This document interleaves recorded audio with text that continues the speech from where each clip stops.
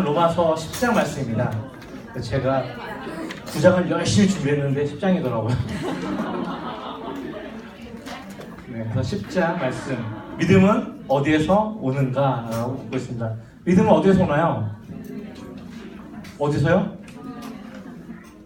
어디요? 어디요? 네. 성경에서, 들음에서, 말씀에서, 네, 우리가 잘 알고 있는 그런 물음입니다. 그런데 우리가 10장 하기 전에 9장을 잠깐 보셔야 돼요. 9장을 보게 되면은 이제 하나님의 뜻이 나옵니다. 먼저 사도 바울이 원하는 바가 있었어요. 큰 근심, 마음의 고통이 있었는데 이것을 양심이 성령 안에서 증언한다라고 얘기하면서 이것이 어떠한 고통이고 어떠한 근심이냐를 얘기하고 있는데 그것이 바로 이스라엘 민족, 자신의 고려교 친척인 그들의 구원 때문에 사도 바울이 큰 근심에 빠져 있었습니다. 왜 그럴까요? 그들이 듣지 않고 믿지 않고 오히려 핍박하기 때문에 그러한 마음의 아픔들을 이 사도 바울은 가지고 있었어요. 그래서 이제 로마서를 통해서 설명하는 거예요. 다 이스라엘이 아니라는 거예요. 이스라엘 같지만은 이스라엘이 아니요. 아브라함의 씨가 다 자녀가 아니다 라고 말하고 있습니다. 오직 누구에게 난 자요? 이삭에게 난 자만 언약의 씨고 그 자만이 약속의 백성이고 그 자만이 이스라엘 백성이다라고 얘기하고 있습니다. 그러면서 육신의 자녀, 즉 이스마엘을 통한 난 아들은 하나님의 자녀가 아니고 오직 약속의 자녀 누구죠? 이삭을 통해서 난 자녀만이 바로 하나님의 자녀다라고 얘기하면서 이 약속의 자녀, 즉 이삭의 씨로 말미암아 태어난 이 자들이 바로 하나님의 자녀가 되었다라는 것을 9장에서 설명해 주고 있어요. 그러면서 하나님은 불의하시냐라고 묻고 있습니다. 하나님은 불의하실까요? 이스마엘과 이삭을 놓고 보면은 하나님은 불의하실까요? 이스마엘은 억울하잖아요. 그렇지 않아요? 가인과 아벨이 있습니다. 누가 더 억울할까요? 아벨. 네, 아벨일 수 있죠. 네, 그런데 둘 중에 딱 봤을 때 표면적으로 누가 제일 억울해요? 가인이 억울해요. 네, 그리고 에서와 야곱도 누가 억울할까요? 에서가 억울해요. 이스마엘과 이삭 누가 억울할까요? 이스마엘이 억울하죠. 다 어떠한 사람들이에요? 다 형들이에요. 네, 다 장자들이에요. 그런데 하나님의 약속의 씨가 아니라는 이유. 그래서 이렇게 거의 장자지만은 서자 취급받는 그런 삶을 살았던 자들이거든요. 그런 사람의 입장에서 볼 때 하나님은 불의하다고 느낄 수 있죠. 하나님 너무합니다. 이렇게 볼 수 있잖아요. 그들의 입장에서 볼 때는. 그런데 그것을 사도 바울은 그렇지 않다라고 얘기하고 있어요. 하나님이 불의하냐? 불의하지 않다라고 말하면서 이제 모세의 그 말을 인용하는데 출애굽기 33장 17절에 나오는 내용들을 인용하는데요. 내가 긍휼히 여길 만한 자를 긍휼히 여기고 불쌍히 여길 자를 불쌍히 여기니라 라고 말씀하고 있습니다. 하나님께서 그들 향해서 긍휼히 여길 자를 긍휼히 여기고 불쌍히 여길 자를 불쌍히 여기고 또 하나님께 보시기에 분명히 하나님께서 그들의 중심을 보셨기 때문에 네, 저보고 한 줄 알았어요. 네. 하나님께서 중심을 보시기 때문에 네, 하나님의 마음에 합한 자로 이끌어가게 됩니다. 그래서 사도 바울이 말하는 것이 하나님은 불의하지 않고 오직 하나님의 긍휼을 입은 자만이 그 은혜를 받을 수 있다라고 말합니다. 그것이 바로 원하는 자가 그렇지 않고 다름질하는 자가 아니라 오직 긍휼히 여기시는 하나님으로부터 말미암았다라고 9장에서 말씀해 주고 있습니다. 그러면서 17절 말씀 보게 되면은 성령이 바로에게 이르시되 내가 이를 위하여 너를 세웠으니 곧 너로 말미암아 내 능력을 보이고 내 이름이 온 땅에 전파되게 하려 함이라 하셨으니라고 말하면서 이 바로를 세운 이유를 얘기하고 있어요. 즉 바로는 하나님의 일을 위해서 세움을 받은 자입니다. 어떤 이유냐면은 세상 가운데 온 땅에 하나님의 이름이 전파되게 하기 위해서 바로를 사용하셨어요. 근데 바로가 어떻게 사용됐어요? 선하게 사용됐을까요? 악하게 사용됐을까요? 악하게 사용됐습니다. 계속해서 그의 마음을 완악하게 하고 악하게 해가지고 이스라엘 백성을 하여금 나가지 못하게 하는, 출애굽하지 못하게 하는 일들을 벌였어요. 그런데 그게 어떠한 이유 때문에요? 바로 하나님의 이름이, 하나님의 영광이 오늘 더욱더 높아지게 하기 위해서 하나님께서 그의 마음을 더 강하고 완강하게 만들었던 거예요. 그래서 구약시대의 바로는 이스라엘을 방해하는 존재였습니다. 그런데 이것을 지금 사도 바울은 지금 그때의 바로가 너희 유대인이다라고 얘기하고 있습니다. 너희 유대인이 지금 헬라인을 통해서, 이방인을 통해서 계속해서 방해하고 있다는 거예요. 이해가 되시죠? 바로가 행했던 일들을 지금 유대인들 너희가 하고 있다. 하나님을 아는 자들이, 율법을 아는 자들이, 하나님의 언약을 받은 자들이, 예배가 무엇인지 아는 자들이, 하나님의 영광과 은혜가 무엇인지 경험했던 너희가 지금 오히려 이방인을 하여금 하나님께 가까이 가는 그 길을 막고 방해하고 있다는 것을 어디서 얘기하고 있어요? 9장에서 이야기하고 있는 겁니다.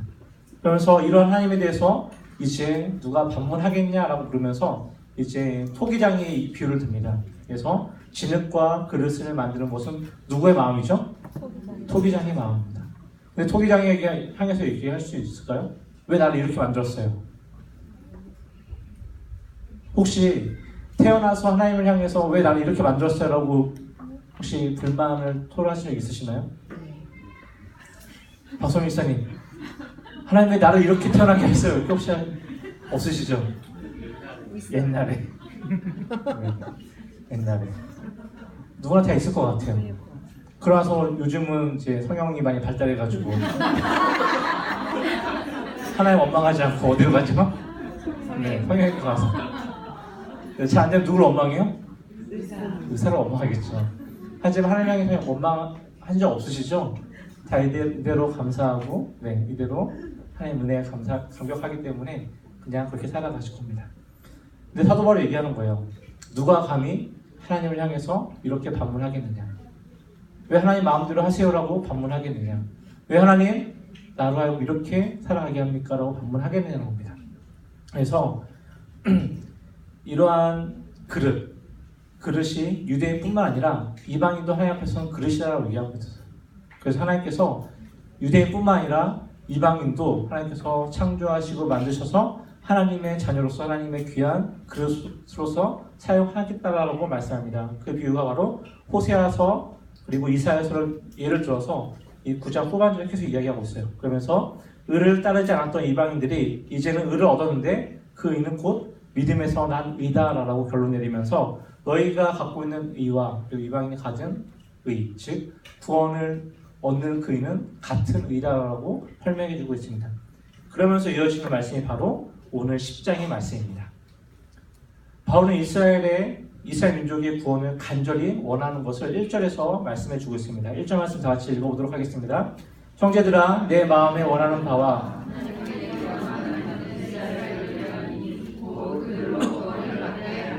네, 무엇을 받게 하는 거예요? 구원을 받게 하는 거. 여전히 사도 바울의 마음속에는 이스라엘 민족이 다 구원받기를 원하고 있습니다. 그러면 하지만 유대인들은 이 사도 바울의 간절한 그 마음에도 불구하고 영적으로 무지하여서 구원의 길에서 더욱더 멀어지기 시작합니다.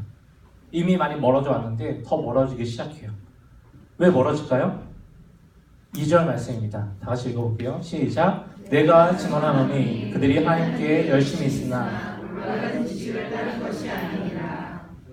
네, 뭐가 있다고요? 열심히 있으나. 열심히 있어요. 열심히 뭘까요? 열심히 뭐예요? 잘 모르겠죠. 김영희 사님 열심히 뭐? 잘 모르겠습니다.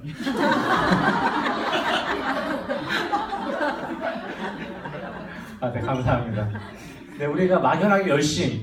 제가 이런 경우가 있어요. 있었던 적이 있어요. 제가 이제 군대를 가서 처음으로 군복을 입으면서 제수복을 입는 느낌이었어요. 네, 전방에 있을 때는요 너무 자랑스러웠어요. 나를 통해서 또 우리 군인들을 통해서 이제 대한민국의 모든 사람들이 자유롭고 편안하게 놀 수도 있고 쉴 수도 있고 일할 수 있다는 그런 긍지를 갖고 군복을 입었는데 한강 이남 내려오니까요. 이건 군인이 아닌 거예요. 그 제가 결론 내린 제 나름대로 결론 내린 한강 이남의 군인들은 군인이 아니다. 근데 왜 그런 걸 느꼈냐면은 정말 군인의 모습도 없을 뿐만 아니라 정말 그런 마인드도 없고 그냥 정말 그냥 킬링 타임 이렇게 시간을 죽이는 그냥 그 시간들이었던 거예요. 그래서 아침마다 그렇게 자연스러웠던 군복이 막 진짜 입기 싫고 막 도망가고 싶은 그런 마음이 들 정도였어요. 그때가 제가 말씀드렸듯이 자살 충동을 가질 때였습니다. 자살 충동이 일어나고 살인 충동이 일어나고 네. 그러다가 다시 말씀으로 돌아와서 그런데 이제 그러한 일이 있고 난 이후에 연대 작전장교에서 이제 연대 수색분대장으로 이제 보직을 변경하는 때 친구한테 제가 저희 연대장한테 열심히 하겠습니다 이렇게 보고 이렇게 각오를 말했어요. 근데 연대장님이 열심히 중요하지 않다. 뭐가 중요할까요? 잘. 잘. 막연하게 열심은요. 그냥 정말 막연하게 열심은 오히려 더 독이 되고 악이 되고 더 방해가 되는 것 같아요. 근데 잘한다는 것은 뭐예요? 바른 방향과 바른 행동들을 통해서 정말 그 모든 부대와 또 그 아이들을 잘 보살펴가지고 잘 이끌어가는 그런 거거든요. 유대인들은 잘보다는 열심을 가지고 있었어요.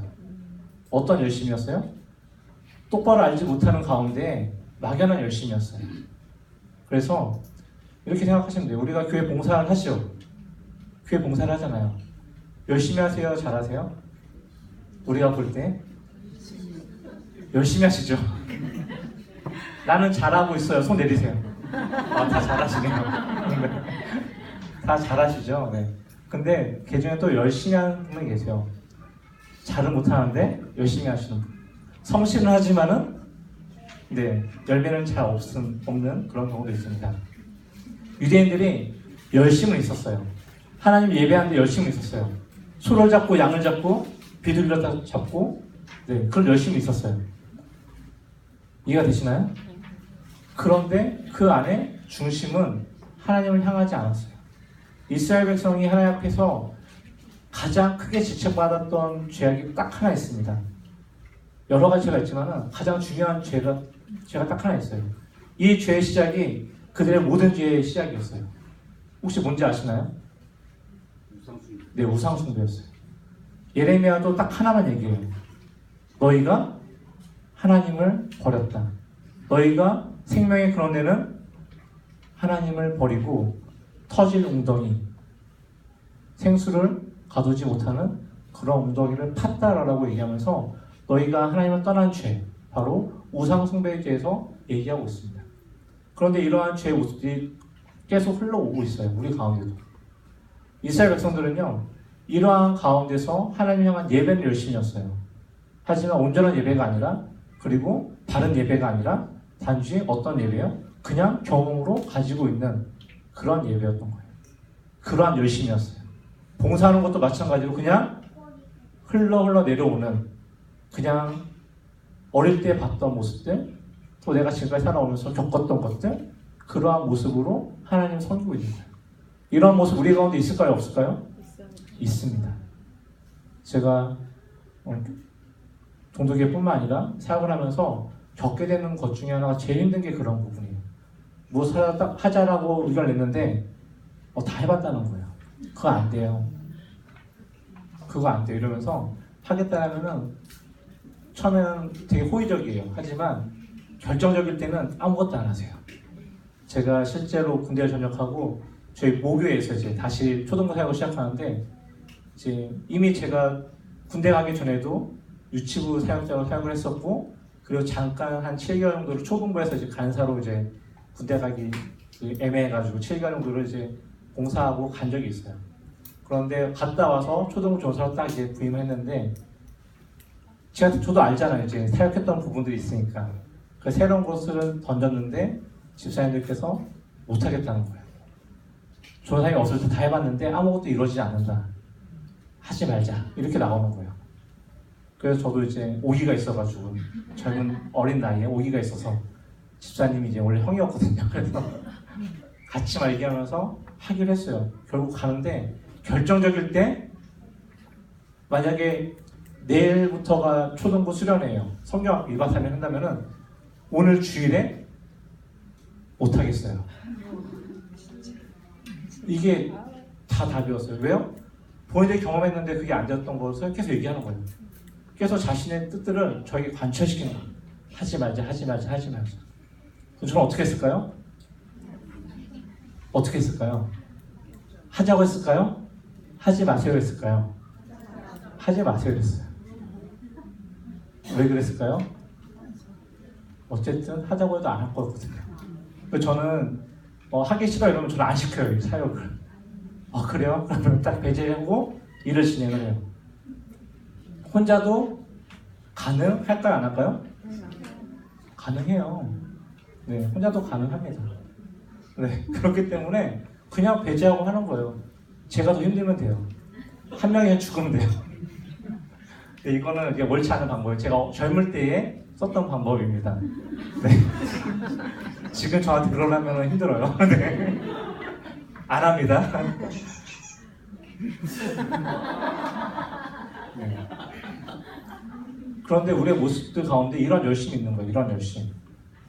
하나님을 잘 모르고 그냥 습관에 젖은 그냥 그러니까 사역을 그냥 일로만 본 거예요. 은혜가 중심이 아니라 일이 중심이 되기 시작했고 하나님의 말씀 앞에 엎드려서 그 말씀 따라 행하는 삶이 아니라 그냥 내가 하는 일이 중심이 되기 시작한 거예요. 그러다 보니까 어때요? 하나님을 향한 믿음의 의보다는 나의 열심의 의가 더 나타나기 시작해요. 나의 의. 나를 통해서 이루어지는 것들. 나를 통해서 부흥되는 것처럼 보여지는 것들. 나 때문에, 나 때문에, 나 때문에. 이게 바로 우리의 의가 되는 겁니다. 이러한 의가 저뿐만 아니라 여러분들 가운데도 있다는 사실입니다. 인정하시나요? 별론가요? 인정하시나요? 네, 인정하세요. 저희가 볼 때는 똑같아요. 여러분이나 저나 다 인간의 마음을 갖고 있기 때문에 나보다 남을 더 낮게 여기는 게 아니라 더 낮게 여기는 우리의 마음이 있기 때문에 우리는 다 나 때문이라는 것을 갖고 있어요. 나 때문에 교회가 부흥할 거야. 나 때문에 우리 공동체가 살아날 거야. 나 때문에 우리 조가 더 성장하는 거야. 아니요. 하나님의 의, 하나님의 그 믿음, 그 은혜가 우리 각 사람 가운데 임하기 때문에 우리가 하나가 되고 우리가 생명체가 되고 우리가 부흥하는 줄 믿으시기 바랍니다. 네. 근데 이스라엘 유대인들이 이걸 잊고 있었어요. 하나님의 의보다는 내 의, 내 열심, 나의 행위의 열심이 더 높게 나타나기 시작한 거예요. 그래서 그것 때문에 예수님께서 말씀하시는 건데요. 요한복음 2장 17절 말씀 보게 되면은 주의 전을 사모하는 열심이 나를 삼키리라 라고 말씀하고 있습니다. 하나님의 전을 사모하는 그 열심이, 잘못된 그 열심이 결국 누구를 삼켜요? 나를 삼킬 것이다. 이것은 시편 69편 9절의 말씀입니다. 주의 집을 위하는 열성이 나를 삼키고 라고 말씀하고 있습니다. 오히려 그 열심이, 그 열성이 하나님을 삼키는 거예요. 하나님을 지워버리는 거예요. 하나님이 주인 되심을 부정해버리고 내가 그 자리를 차지하기 시작하는 거예요. 뭐가요? 나의 열심 때문에, 나의 행위의 의 때문에 하나님을 이제는 치워버리고 그곳에 나의 의, 나의 분노를 갖다 놓기 시작하는 거예요. 누가요? 유대인들이.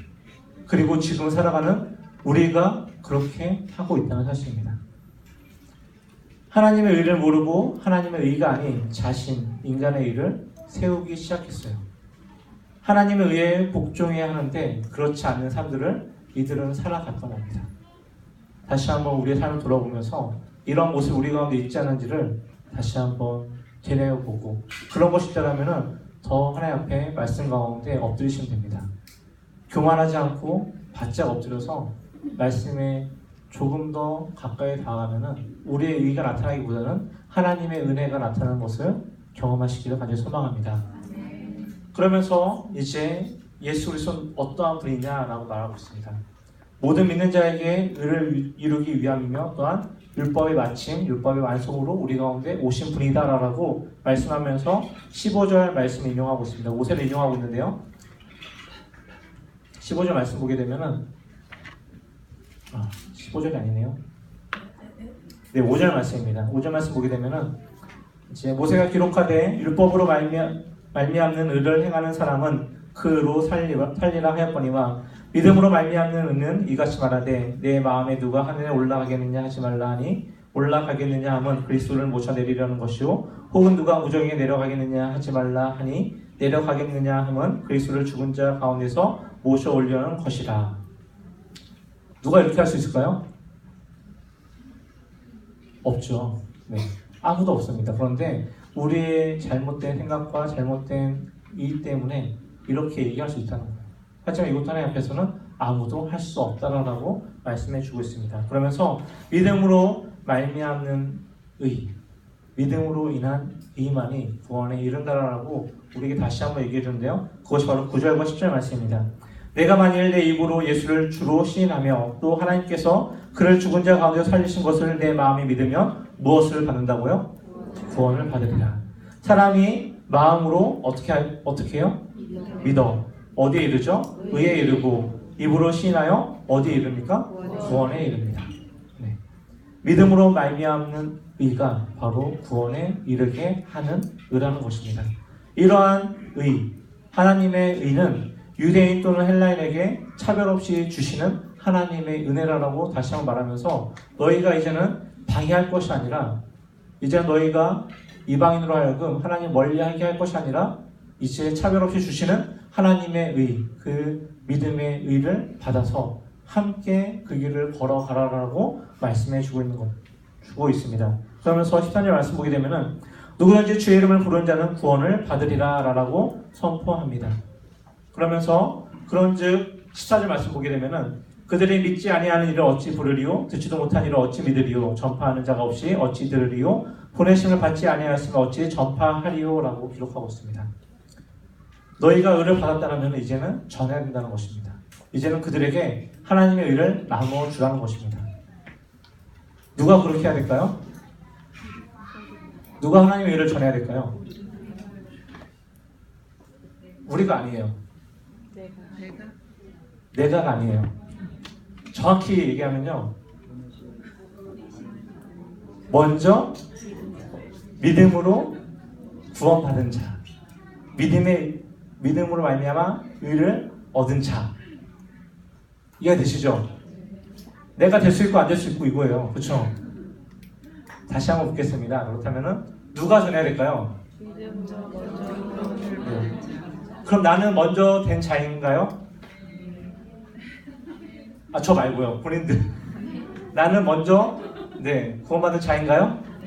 네. 그렇다면 누가 가서 전해야 될까요? 네, 맞습니다. 우리가 아니라 내가예요. 내가. 누가요? 내가. 자, 그렇다면 우리에게 할 일이 있습니다. 제가 뭘 말하고 싶어 하는지 혹시 아시나요? 네, 뭐죠? 네, 태신자 작정. 일단 태신자 작정이 하나 있고요. 두 번째는 7월 25일부터 있을 인도네시아 단기 선교입니다. 나가서 전해야 되잖아요. 전하지 않는데 누가 들을 수 있겠습니까? 전하지 않는데 누가 믿을 수가 있을까요? 너무 멀리 갔다면요, 일단은 우리 삶의 안에서, 나의 삶의 지경에서 하나님의 사명을 찾기 바랍니다. 그것이 먼저 믿음을 말미암아 의를 얻은 자들이 마땅히 행해야 될 사명인 것을 기억하시기 바랍니다. 그래서 태신자를 품으시고요. 물론 태신자 품기가 되게 어려워요. 저도 군대 동기를 품었어요. 요 경희대 근처 사는 형님인데 이 근처에서 품기가 좀 어렵긴 하더라고요. 저희 교회를 인도하려니까. 내 주변에 있는 자들에게 품으시고 기도하시고 그들에게 삶을 먼저 보여주셔야 돼요. 삶의 개판인데 어떻게 하나님 믿으라고 하겠어요? 그렇죠? 그렇지 않나요? 그러면 어떻게 할까요? 집사님 어떻게 얘기할까요? 내 삶이 정말 엉망이에요. 엉망인데 내 옆에 있는 같은 회사 동료에게 예수님 믿으세요? 그럼 어떻게 얘기할까요? 너나 잘하세요. 또 이렇게 얘기하겠죠. 네, 그렇지 않을까요? 술을 엄청 좋아하는데 정말 술을 마시고 아무도 못 알아볼 정도로 정말 이렇게 멍멍이가 되는 그런 분이 네, 예수 믿으라고 하면 어떻게 할까요? 단적인 예입니다. 어떻게 할까요? 믿겠어요? 네, 안 믿죠. 달라진 게 없잖아요. 믿는 너나 믿지 않는 나나 달라진 게 없어요. 차이가 있을까요? 차이가 없어요. 거짓말하는 너나 거짓말 안 하는 나나 믿는 너나 믿지 않는 나나 차이가 없으면 믿을 이유가 있을까요? 없을까요? 있을까요? 없을까요? 없죠. 자, 아병환 집사님, 차이가 없으면 믿을 이유가 있을까요? 없을까요? 네? 네, 없죠. 믿을 이유가 없어요. 왜요? 왜 힘들게 믿어요? 차이가 없는데. 내가 차이가 없는데 왜 힘들게 믿어요? 내가 놀고 싶은 때 놀고 주일에 이렇게 일요일에 내가 하고 싶은 거 하면 되는데 굳이 여기 얽매일 필요가 없잖아요. 차이가 없는데. 우리가 구원을 받았다면은 세상과 구별되는 삶을 살아야 됩니다. 그것이 바로 거룩한 자의 삶이고 그것이 바로 먼저 믿는 자의 삶이고 그것이 믿음으로 말미암아 의를 받은 자들의 삶이에요. 그렇게 살아가려고 노력하셔야 됩니다. 물론 나 힘으로는 할 수 없어요. 날마다 성령님의 말씀에 복종하고 그 말씀에 귀 기울이고 낙제 엎드려서 하나하나씩 해나가시면 됩니다. 어렵습니다. 습관이 이미 죄악의 습관으로 가득 차 있기 때문에. 하지만 한 발자국 한 발자국 내디딜 때마다 성령님의 인도하심 속에서 그 기쁨들을 느낄 때에 나도 모르게 그 길 속에서 하나님이 우리 가운데 심어두신 그 기쁨을 느낄 수 있고 그 기쁨을 전할 수가 있는 겁니다. 믿으십니까? 아빠 반찬 가게 맛있어요 가죠? 네, 맛있어요. 네. 네, 시켜 먹어봤어요. 네, 맛있어요. 뭔가 독특하긴 한데 맛있더라고요. 맛있어야 소문이 나잖아요. 맛없는데 소문 나겠어요? 내가 만든 거나 고기 만든 거 똑같으면 사 먹겠어요? 네, 안 사 먹죠. 더 맛있어서 사 먹잖아요. 아빠의 마음으로 만든 정성이 가득한 그 반찬을 먹고 싶어 하려면은 내가 만든 건 우리 아빠 만든 건 달라야 돼요. 네, 그래야 먹을 수 있는 거예요. 사 먹을 수 있는 거고. 마찬가지입니다. 하나님을 믿는다라면은 또 하나님의 말씀을 전할 의무가 있다라면은 그 사명을 안다라면은 우리 삶은 변화돼요. 많이가 아닙니다. 조금만. 정말 손톱만큼만 변해도 많은 변화예요. 이번 한 달 동안 또는 이번 한 해 동안 이제 다 지나갔죠. 6개월 남은 시간 동안에 손톱만큼만 변하려고 노력해 보십시오. 그렇다면은 우리의 삶은 하나님이 기뻐하는 삶으로 다시 변화되고 그 삶 속에서 하나님의 복음을 전하는 자가 될 것입니다. 이 사실을 기억하시면서 우리 삶의 사람들에게 삶의 지경에 있는 모든 분들에게 복음의 소식을 전하고 기쁜 소식을 전할 수 있는 저와 여러분 되시기를 주님의 이름으로 축원합니다. 찬양하겠습니다.